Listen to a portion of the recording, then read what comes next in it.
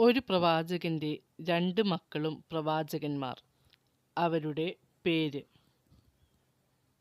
ഇബ്രാഹിം നബി അലൈഹിസ്സലാം. മക്കൾ: ഇസ്ഹാഖ് നബി അലൈഹിസ്സലാം, ഇസ്മായിൽ നബി അലൈഹിസ്സലാം. യാക്കൂബ് നബിയുടെ ഇളയ പുത്രൻ ബിന്യാമിൻ. ബൈത്തുൽ മുഖദ്ദസ് നിർമ്മിച്ചത് ആരെല്ലാം?